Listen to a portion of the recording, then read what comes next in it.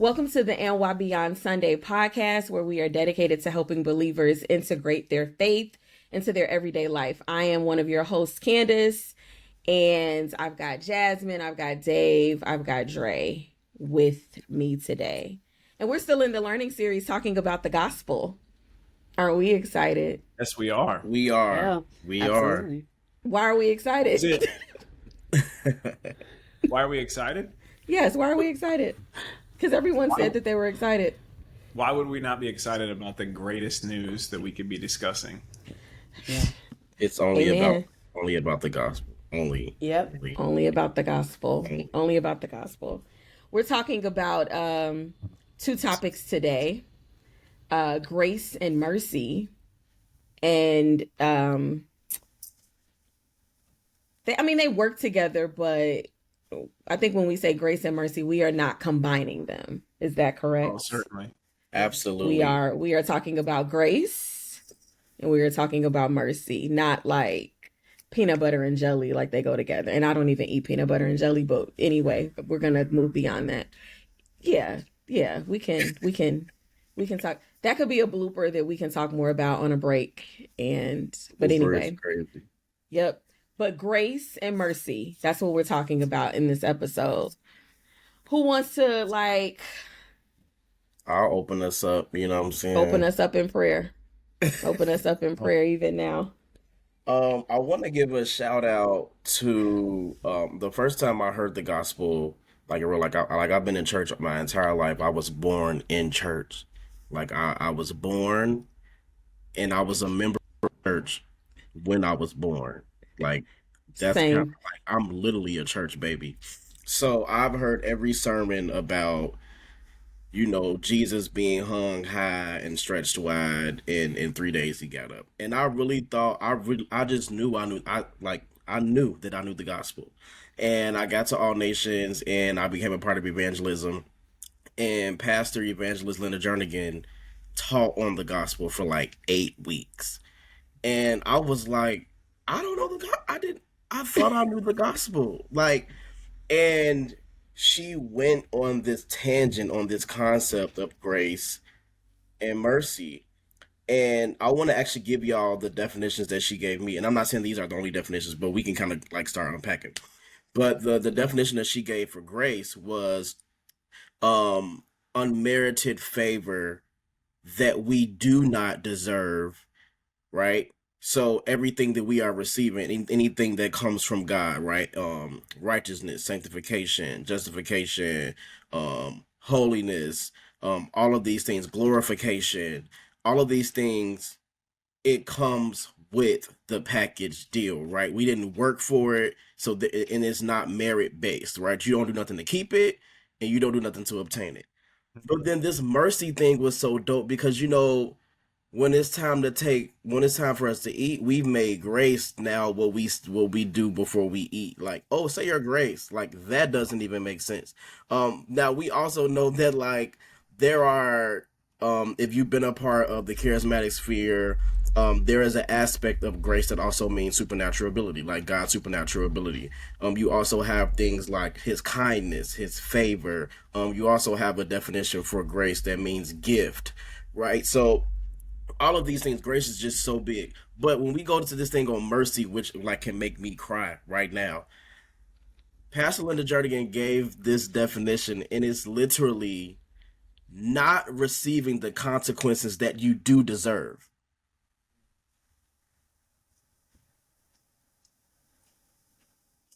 Which is so wait a minute, I do deserve death. According to the law, based on these minute things, because the writer of Hebrews says if you I think it was actually Apostle James. He said that if you broke one law, you have broken them all. Yeah. Right. So this is why Jesus had to die in the way. So Jesus could have just died, right? But because he took on the penalty and the consequences of our sins, that's why he had to be literally humiliated in death. He had to die the way he died. And let's be clear, Jesus is not the first person to be crucified. Crucifixion is a Roman consequence for war. right? When I go to war as a Roman and I conquer this nation, my war, the people who are captives of war, depending on who you will be crucified, and you will be crucified.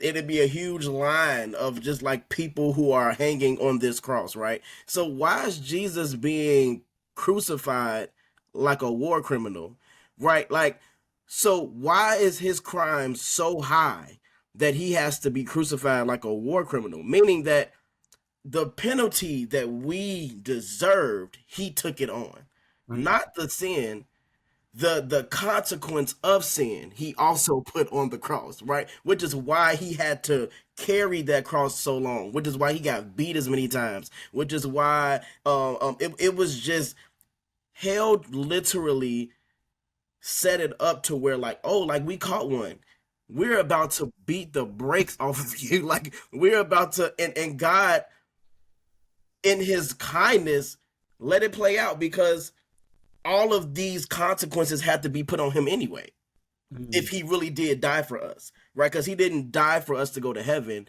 His death was him taking on the full consequences, the spiritual implications, not the natural implications, right? Not this whole like, oh, if you kill, you get 7 years. I'm talking about the spiritual implications that come with our works, right? Jesus took on the spiritual implications, right? So when we take away the gospel, can we say that we know what it is to live out and experience the real spiritual implications without God's mercy? If we count up the cost of what we truly deserve, right? Can you suffer that without his mercy? No. Because remember, we deserve it. And this is a part of the gospel, like not just knowing that like, oh, I'm not worthy, or like I'm not perfect. It's appreciate, like, let's just throw away all of our imperfections and everything that we did. Let's think about the consequence that comes with the imperfection. Right. Can you live with that without his mercy? I just Wow. I want to mean, add. please go. I, 'Cause, I just want to add to that yeah. because you said the spiritual implications of our works, and somebody might be listening and be like, I haven't really done a whole lot of bad things. I want to add to that also the inner workings of your heart.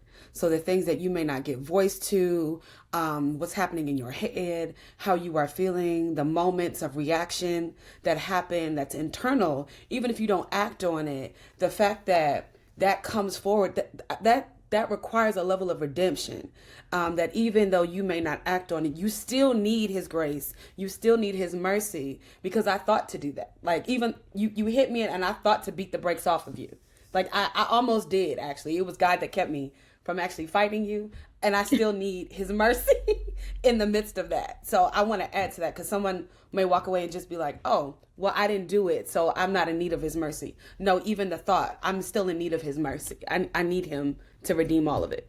But to further confirm what you're saying is, Jesus, when he's walking with the disciples, Jesus is aware that the disciples are also sinners, right? So let's not act like the disciples Right. are walking around like purified, just like, oh, we just love Jesus so much, no sin.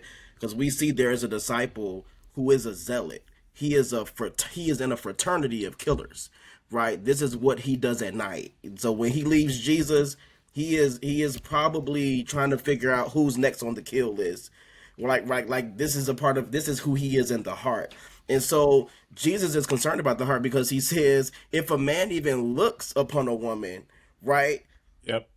So wait a minute, you telling me that I have already committed the sin if I've looked? But we don't think that that applies if I want to kill you, Right. It does. or if, oh, you just don't know. Like when we be in church and we say like, you don't even know. Like if I ain't love Jesus, I'll beat the brakes off you. Like, oh, that heart, you are a murderer.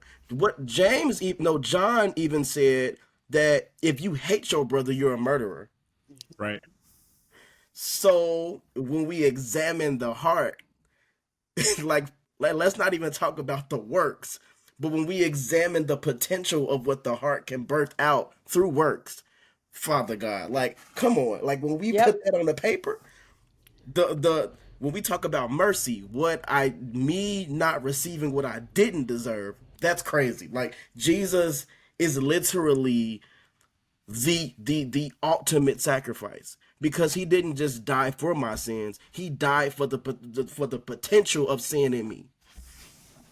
Well, we touched on this before, but it's not even just the individual sins, but he died for sin. He died to defeat sin, all sin. Yeah, we talked about this before, but there is that, why is there still sin when he's defeated it? But the power, the consequence, the thing that we deserve has been taken away. So it it is bigger. Yes, it applies to each of us individually, but it is bigger than just, well, I did whatever. I thought this, I did that, I smoked that, I drank that. Like, it's way bigger than those things. It's the whole system has been redeemed. Oh, and speaking of Yeah, and redemption, go ahead, Elder. Go oh no, I ahead. was just gonna say that it gets at his I was looking at something earlier, but it gets at his commitment and his loyalty to us as his creation, right? And I'm not just talking about humanity, but I'm talking about the cosmos, like the Yes. earth, because Yes. all of creation has been impacted by the stain of sin. Like everything, like sin in and of itself is pervasive, right? And so everything has been impacted by it.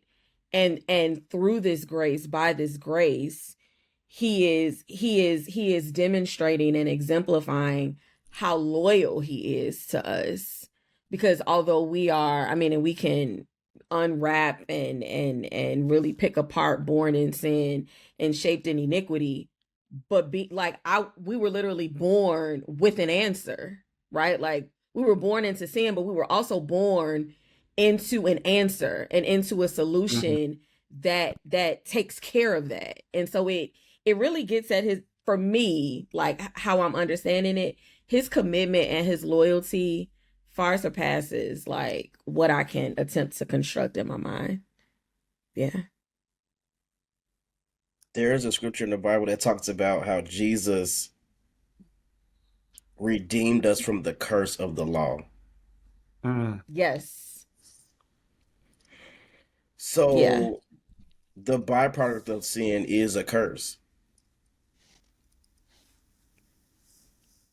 So Very much like so.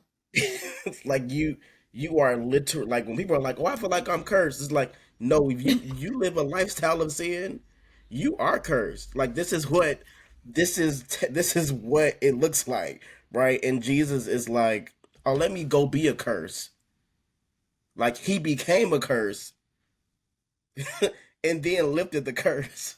Like this is the mercy of the Lord Jesus Christ, right? Like literally came through the womb of a woman, submitted himself in the systems of men, right?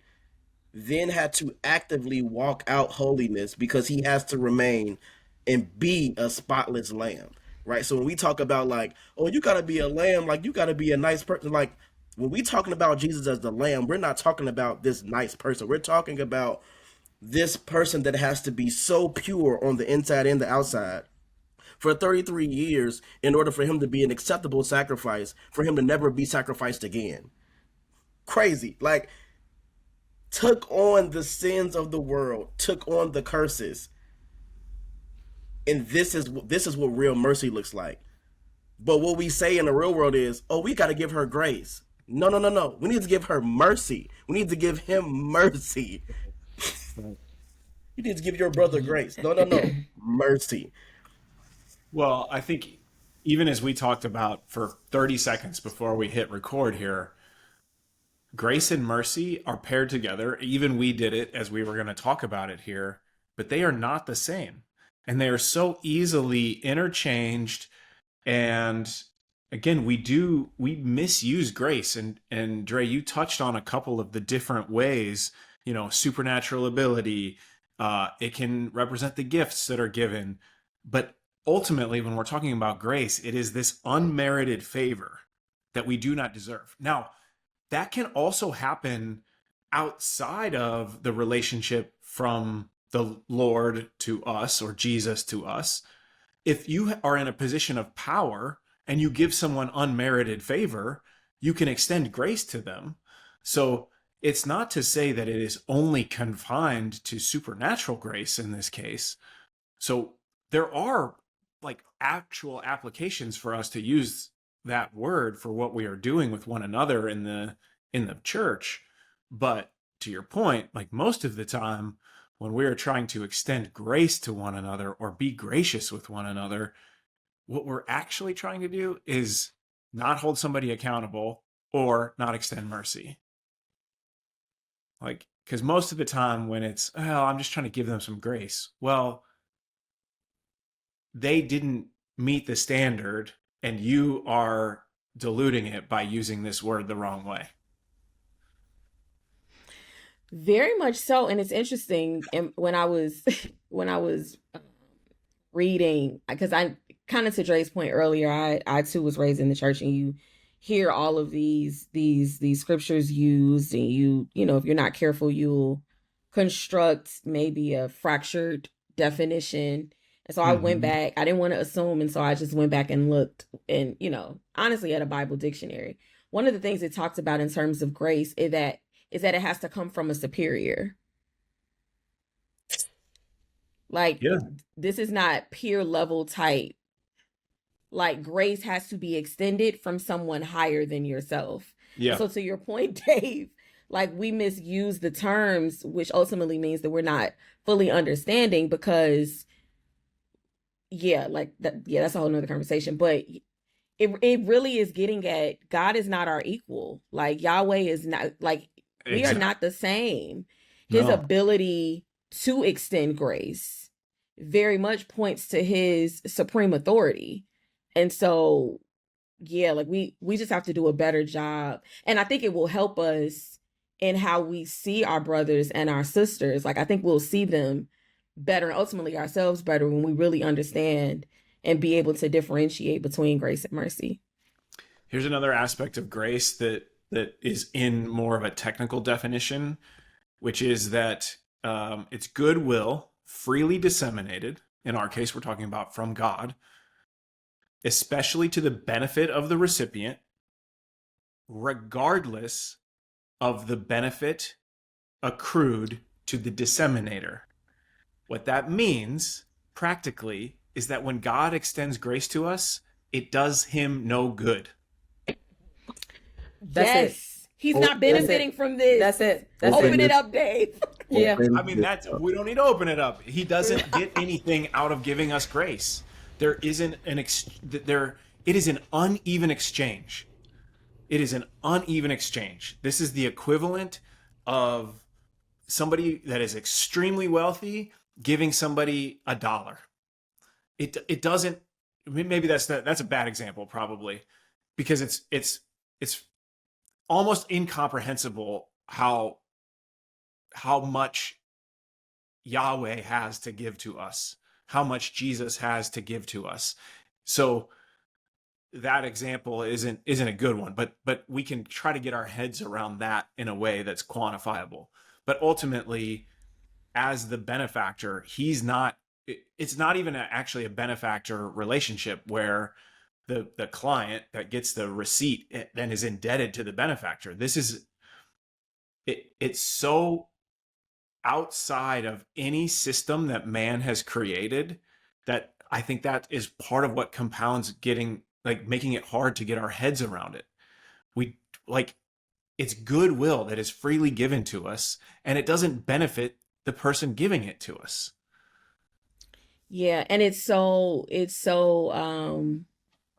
like, I was tracking your example, but you know how if you've received something so massive, so like outside of something that you've ever experienced, the natural inclination is to ask, okay, well, what are you getting out of this? Because if you're doing this for me, as massive and as magnanimous as this is, you've got to be getting something. Like, there's some benefit that you're getting. because otherwise this does not make logical sense for you to be giving me something that benefits me this much in this way.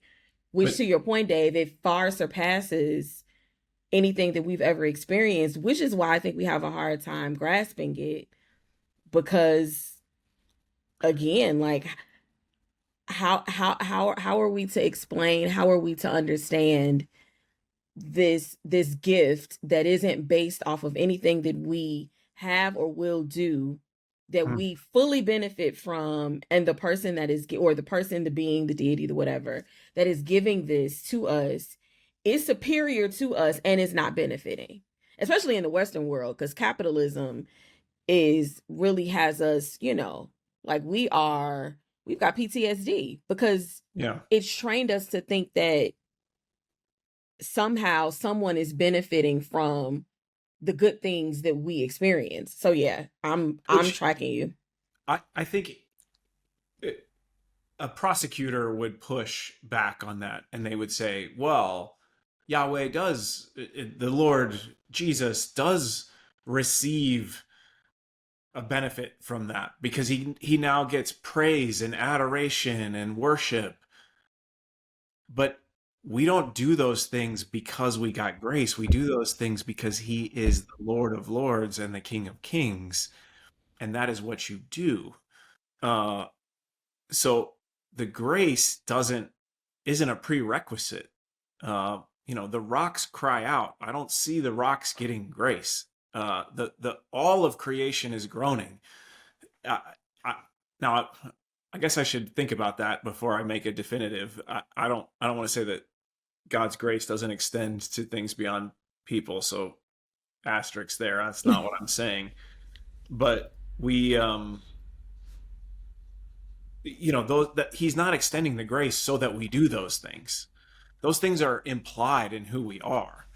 I had another thought about mercy, but I guess we'll have to come back to it.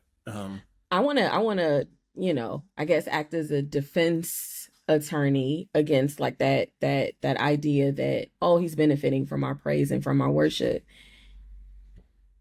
And I don't know if he's benefiting as much as we are, because I think at the core of what worship is, it actually shapeshifts the worshiper and not what is being worshipped. So if anything, we are benefiting from the praise and the worship of him, and that is solely connected to who he is, his nature. He doesn't need us, and he doesn't need he's got a whole council. He's got angels crying holy.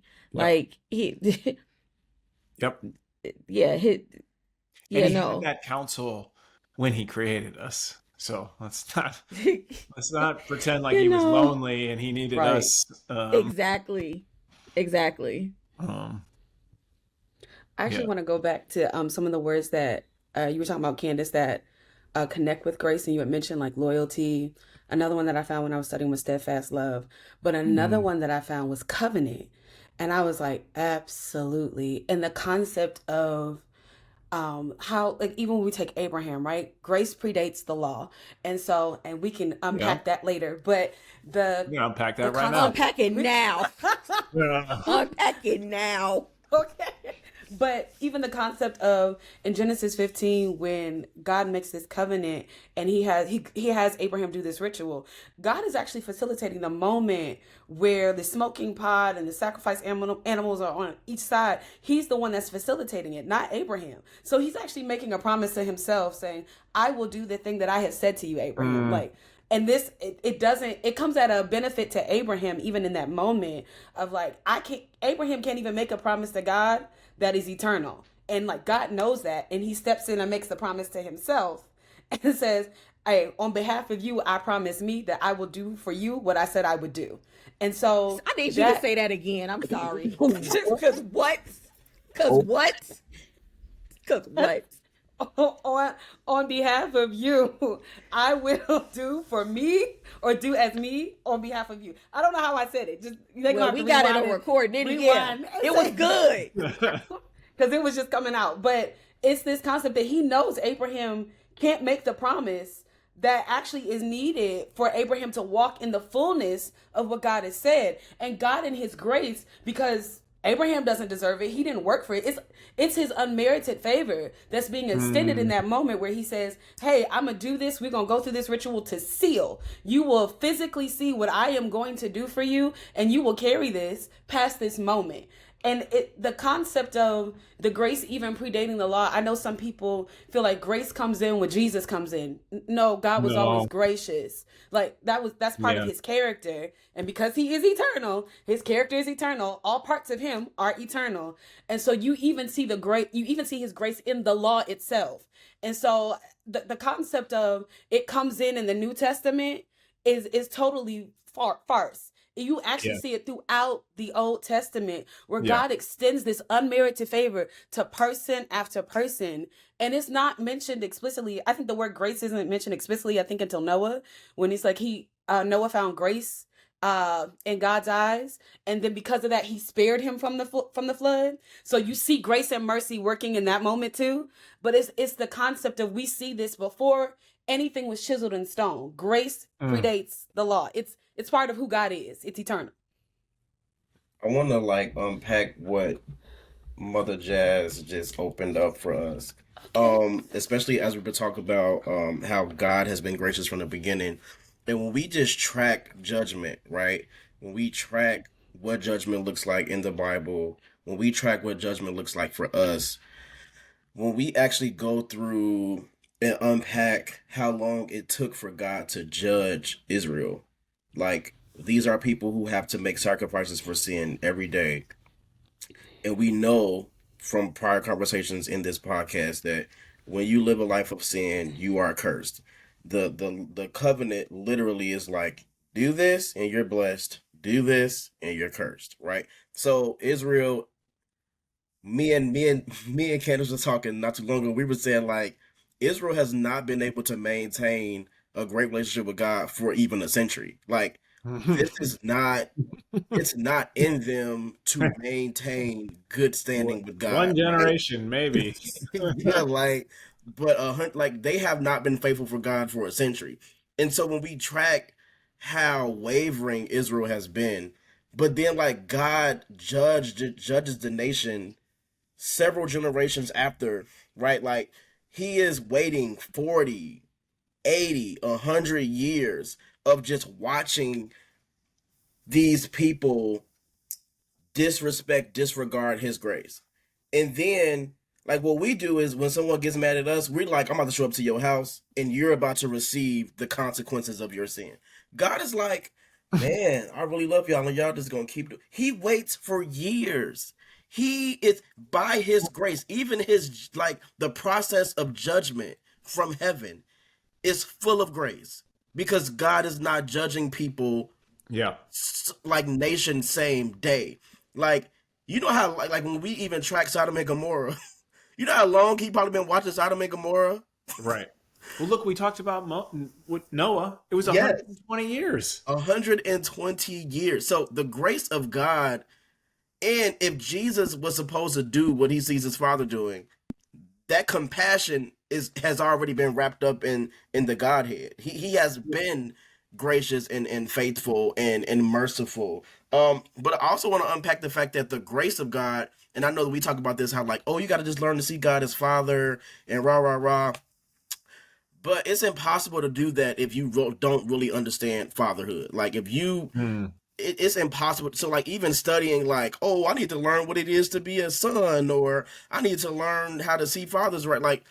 When we cannot conceptualize fully in our lifetime what a good father really is. Because we have not experienced it. Even if you had a good father, it still levels on how good God is as a father. I think what we're missing in this day and age is not learning to fully see God as Father. It's really understanding the grace of God. The grace of God destroys the bastard curse in the orphan heart. Yes, it does. It literally demolishes that. If I am the benefactor and I'm giving you everything that you need, even beyond what you know you need, You don't have to work for it, and it doesn't benefit me, right? It doesn't benefit me when I'm feeding River her milk. Like I can't get puffed up from that. So like even with God receiving praise, God doesn't get stronger from our praise. His Right. name doesn't become greater from our praise. He like when we worship him on a Sunday, he is not becoming more rejuvenated because he had a long day yesterday. God like physically, emotionally, mentally does not um capitalize on anything that we do for him. Mm. And when you conceptualize the fact that this man has done everything, and wait a minute, I didn't deserve it, but wait, like even if I tried to pay you back, it's really levels because I can't even conceptualize the fullness of what you've actually done for me, right? Like there are things that you're doing for me that I don't even have the mental capacity to even know that you did that, right? So in actuality, I really don't even know how to pay you back. But wait a minute, the best thing I can do is be loyal. So could it be that sin is not just in the camp but in the world because we really haven't understand the grace of God? Like we really don't know how good we have it. Because if we Well, knew how good we had it, we would legitimately be loyal. And we are that way to our nation. Well, as Americans, we're like, oh, we live the good life. The way we honor the military, mm, they are out here giving us a life, right? They're yeah. preserving this life for us to be able to live the way that no one else is living. The military gets more respect and honor than the Lord Jesus Christ. The military can walk in the room. If you watch a football game, there is a whole segment dedicated to those who died in battle for a lifestyle that we get to live every day. But yet we can't look at the grace of God and wake up and be like, you know what? Whatever you want, it's up. Like Ooh. whatever you what if I have an inkling that you want it, it's up. If the president walks in the room right now, just off the strength of the office, not his character, off the strength of the office, we're gonna all stand and we're gonna at attention. And we're gonna stand because here's the thing. We don't know if military agents are gonna show up and start doing something, or if the people around us are gonna do something. But if Christians understood the grace of God, it would be the same way. You would show God respect because you really don't know if an angel is going to smite you or if the person next to you is going to be like, fool, are you crazy? Do you know what the Lord has done? Right? So the grace of God transforms communities, which is why he's like, it is your responsibility to make sure that your brother and your neighbor and everyone around you understands what I've done. Because when you fully encapsulate what I've done and you read about it and you think about it, your only response is loyalty. There is no such thing as half loyalty when I know the grace of God. Okay. There's no such thing as half loyalty when I No know such thing as grace. half loyalty. Yeah. I mean, yes. I think it's so interesting because as you were talking, I was thinking about how um getting at the grace of God really like destroys this bastard mentality, Yes. and it ultimately like leads to, hopefully it leads to a desire to want to know him in the fullness of who he is. Because even when we're talking about mercy, we can use like using words like, and I mean, we can just go here. Like, I've been thinking about the mercy seat. Mm, And when you start thinking about what that represented, particularly in the Ark of the Covenant, but even like present day, like what that accomplishes, which is reconciliation, you don't even understand the benefits of being reconciled if you don't understand who he is and his goodness and all of the privileges and the beauty that comes with him. When you think right. about, I don't know, a broken relationship, if a person is wanting reconciliation, it's because they recognize the value of the person and they recognize the value of being connected and tied to this person. If I don't want to be reconciled back to an old friend, an old partner, or old whatever, it's because, oh no, you're not good for me and I know that. But if I'm seeking reconciliation, oh, I know you and I know that all of what you bring to me, like all of what our connection and relationship represents, and the benefits that I can glean, like it's good for me.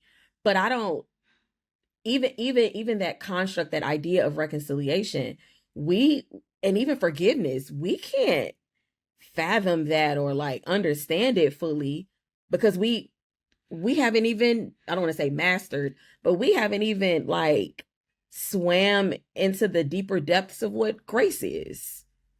But remember, Can, the law that we live under is grace. We have been removed from universal laws, transition to law of Moses, Mm-hmm. to this umbrella called the law of grace. Undeserved favor. Undeserved favor. Live under this thing called undeserved favor that is being preserved by mercy. When I tell you it's what it's hinged on. Yep. It- It's what's anchoring it. He is the only leader that is not hot-headed, that doesn't need to control us to get what he wants. right. All he does is pour out his goodness so much that we wake up and like, what have I been doing all this time? Wait, you've been this good? I mean, look at the fact that his goodness is so good, he doesn't even control himself. He doesn't even tell himself, no, you don't have to go to the cross. That's how good his goodness is when we talk about him not having to control us. Because he says to himself, let your will be done. Yes. Get that into your head. Okay. That's how much he doesn't want to control us. That's how much unmerited favor we receive. And his goodness is like his when we talk about this idea of control, and like, and it's important because we have the free will people, then you have the people that's like God chose, like when we engage in even like, whether which one is right or wrong, when you do that without unpacking the goodness of God, because Yeah. we make God out to be some tyrant. Yes. And the goodness of God is like what's changing hearts. It's Right. not the judgment. Like the judgment is being set in place for him to show his goodness again. Right? Like it's because Right. he because remember, he's God, but he is also the righteous judge. So there has to be checks and balances within, because he has to be a great ruler too. He can't just be a good God to you and then rule the nations trashly, right? Right. So when we consider the fact that, wait, he is the judge, he is the executive branch, the legislative branch, and the judicial branch at the same time. It's all Right. in one person. Right. And somehow everyone is receiving what they need when they need it, Yep. even beyond what they understand. And he doesn't have to create laws to control these people. When he wants to get somebody to do something that they need to do, he sends more goodness. Right. The other thing is, we can't have mercy if we don't have judgment. Cannot. Right. If you, because mercy is not receiving the consequences that we do deserve. Well, if there's no judgment, then we don't have a consequence. So it's actually, and I think more and more consequences are loving. Like, we think of consequences as not loving. And Jasmine talked about how poorly the Lord is painted in the Old Testament compared to the New Testament. And I think that we could spend, I could spend days talking about that. But this idea that judgment and consequence are unloving is dangerous. Like, we should have consequences. We should get burned when we touch something hot. That teaches us not to do it again, because it will kill us if we hold it too long. Yes. And there are how many examples of that? And especially anybody that's a parent can really understand. You have to issue some consequences, and you have to stick by them. And you can be merciful afterwards. But the consequences help us learn. So I think that's one of the most loving things that God does to us. is And I actually tell us that we're wrong and that there's a consequence to it. and I think his judgment is even merciful because his judgment is still his conclusion. Like a judgment is to conclude, Right. to Right. arrive at a thought, an opinion, a judgment about something or someone. And his ultimate conclusion about us is that we're his, Mm-hmm. right? Like it's not you're horrible and you messed up. Like his ultimate judgment and consequences, to your point, Dave, are very much a part of this, I guess, meta construct of judgment. But the end result, the ultimate judgment, is that through the blood of Jesus Christ, I've claimed you and you're mine. And I don't see, Well, like, yes, the consequences are a result of actions and activity, but at the total, like when the judge hits the gavel, nothing comes after that. The that's the judgment is beauty. this. That's the beauty of the mercy, because in the mercy we receive grace, which is the unmerited favor, which means the consequence that we get is not the consequence that we That we deserve. deserve. It's all tied We never together. get what we deserve. Never. And show me where Israel was never favored after they were judged. And Absolutely. Because yeah. yeah, So he yeah. judges you, and then he says, you're my favorite still. right. Yep. Let's do this. Let's redo this again. Absolutely. Let's do it again. Start from the top. Wait, and because he is omniscient, he knows that they're gonna mess up again. Exactly. Absolutely. It pours out the same Exactly. blessings. Of course. Yeah. And even more. Again and again. Exactly. I feel really compelled to just say to anybody listening, if you are in a season where you feel like you're not getting God's grace because of the circumstances of your life, that the circumstances of your life are not God's unmerited favor that is upon you. So this unmerited favor is his love that will redeem the situation that you are going through. You might not see it right now. You might not see it in a week, but you will see his unmerited favor because that is the thing that he has poured out to redeem his people. So just if things are heavy right now, this is still good news. And just because they're heavy doesn't mean you don't have his unmerited favor. You have his unmerited favor. It is upon you. So I don't know. I was thinking about anybody that might be feeling that as you're listening. So And that the reward is still Christ. the Like, reward is still Christ. when we, like, I don't know where, like, I'm in this place in my life now where I am being stripped from everything that has been called success, safety, all of that stuff. And so even our wants and our desires are wrapped up into what we've been taught, that this is what we should have, this is how life should look, and all of that.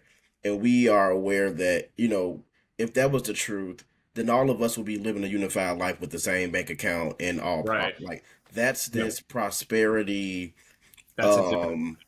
communism type stuff where we're all supposed to have the same life. Like, we got to stop it. Now, here's the thing.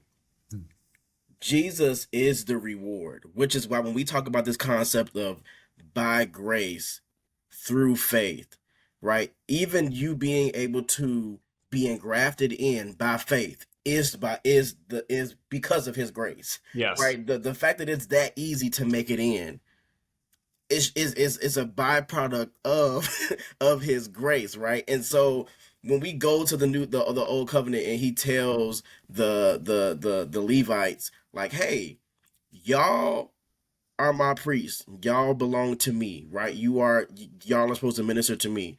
But then he says, but you all don't have an inheritance in this land because I am your inheritance. Right. I am your exceeding great reward. Now, as soon as we get engrafted in, we become sons and priests, right? Which that word son can be translated as kings, because my father is a king, I'm a prince, which ultimately makes me a ruler, so I am a king, right? So if we are adopted into this family where we all have this duality of being sons and priests, kings and priests, that means that just like the Levites, if we don't see Jesus as the reward Yes. more than the money, the Yep. fame, Yep. the Instagram likes, the fact that mama don't like me, daddy don't like me, we are missing it. And we also rob ourselves of seeing everything else that the grace of God has actually given us, right? Because we have now made the grace of God what America has taught us what grace is. Because America has told us that if we make $100,000 a year, that we are favored.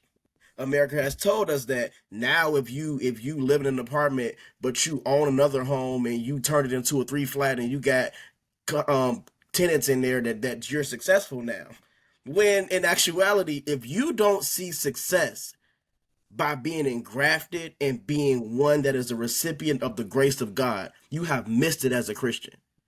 Because the grace of God had never had anything to do with the money. It had nothing to do with the fact that, oh, I feel loved by my family, or I had every baby that I wanted to have.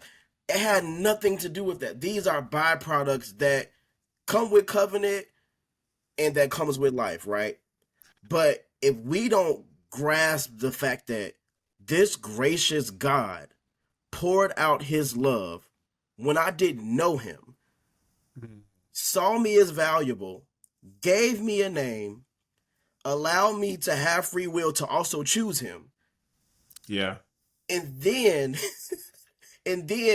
gave me not just gifts, but he stamped me. So if I don't feel like I'm royal, I am royal. If I don't feel like I have access to his presence, I do, right? I didn't have to do anything to get what he gave me, right? If I don't see that as the biggest gift that can never be given, I don't know this God. I haven't seen him. What I understand is ceremonial worship on Sunday. I do not know this being because I am still looking at the byproduct of my life as the understanding of what the grace of God is. Right.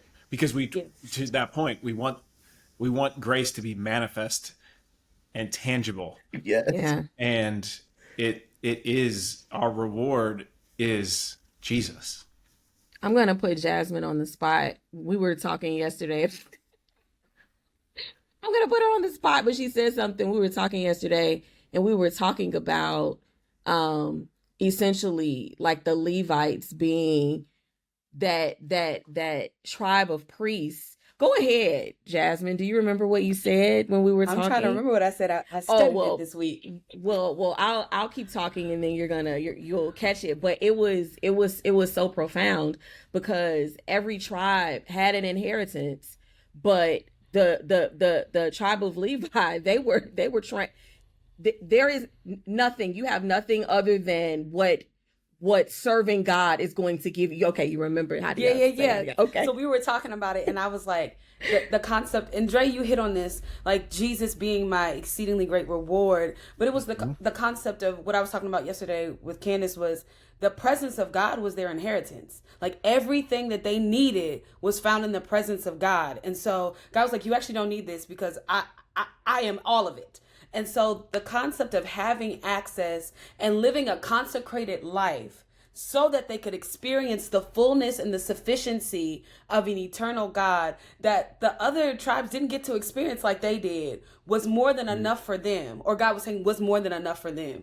And I was like, something about that level of provision and presence is striking, that you can stand as someone watching your cousins get inheritance, but God's like, I'm giving you me. And I'm more than enough. And understanding and being grateful that I get to have access, that even though they may have materialistic things, I get to actually be in the presence of the Holy One. It is more than enough for me. It is sufficient for me. It is satisfying for me.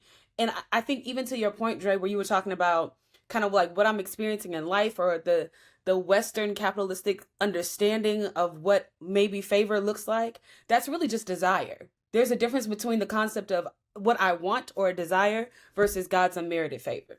Right. But remember, we are trained, the desires that we have, we are trained to have them. Yeah. Like, we don't know that we want a steak medium. Rare, medium, rare. No, I'm still Okay, that's a learning, little too Dave. much. That's a little too much, Yeah, Dave. I but we need don't I know. need We maybe. don't know that like if you're from Chicago, you don't know that you want flaming hots with cheese. Because it's a delicacy. It isn't, Oh, but you don't know that until like it's introduced, right? Like our cravings are being introduced to us. Now, are we taking every craving? No. But we have tried and we have tasted, and it's like, oh, this is that. I need that, right? So when we talk about like what Jasmine talking about, how like the Levites didn't have an inheritance. So then imagine they are not living a life of plenty. Right. Because if I don't, because I'm not living this generational wealth that everybody else is living. I'm living day to day provision because remember they are being fed by tithes and offerings, yep. and then even them eating Literally. literally, but even them eating throughout the day. Remember when I'm bringing this lamb or this goat or this pigeon as a sacrifice, I am also eating this sacrifice with the priest and God because the priest also has a portion of this sacrifice that belongs directly to, like from him. So they're also not eating like full course Thanksgiving meals every day. They have a portion because if you ate God's portion, I mean, No. you out of order. So everybody had a portion, right? Right. This is what Jesus is also doing in communion, right? We're eating together and we're eating with God as sons and priests. But like the Levites are living out day to day provision.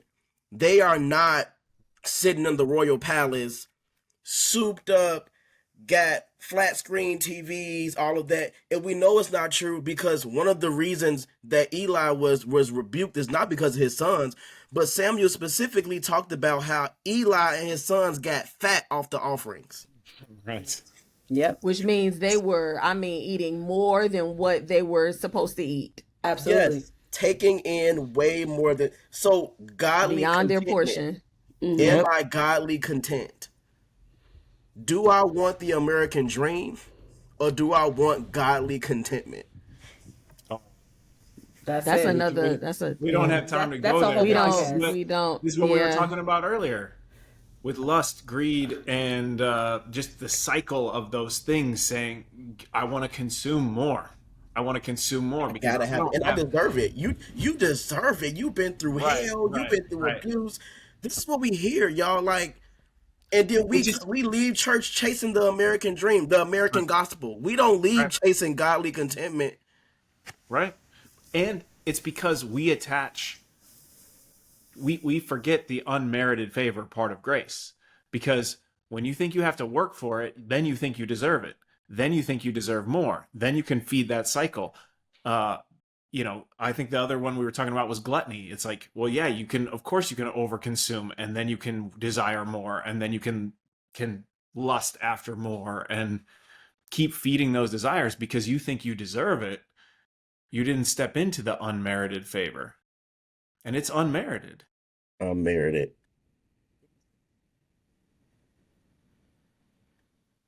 Grace is beautiful. And it's a gift. A gift.